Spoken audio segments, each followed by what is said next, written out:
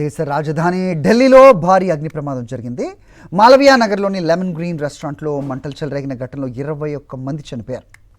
ఈ అగ్ని ప్రమాద ఘటనపై ప్రధాని నరేంద్ర మోదీ తీవ్ర దిగ్భ్రాంతి వ్యక్తం చేశారు. మృతుల కుటుంబాలకు 2 లక్షలు, గాయపడ్డ వారికి 50,000 చొప్పున కేంద్రం ఎక్స్గ్రేషియా ప్రకటించింది.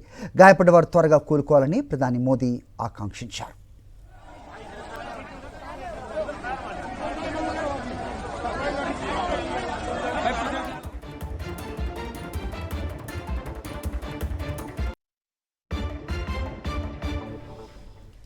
మనం చూస్తున్న విజువల్స్ ఢిల్లీలోని అగ్ని ప్రమాద ఘటనకి సంబంధించింది. దేశ రాజధాని ఢిల్లీలో భారీ అగ్ని ప్రమాదం జరిగింది. మాల్వియా నగర్లోని లెమన్ గ్రీన్ అనే రెస్టారెంట్లో మంటలు చెలరేగిన ఘటనలో 21 మంది చనిపోయారు. మృతుల్లో ఎక్కువ సౌత్ ఆఫ్రికా, సొమాలియా, గల్ఫ్ వాసులుంటగా తెలుస్తోంది.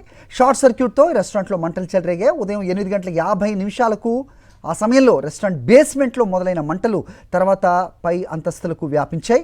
అగ్ని ప్రమాద సమాచారం అందుకున్న వెంటనే అగ్నిమాపక సిబ్బంది ఆ స్థలానికి చేరుకున్నాయి.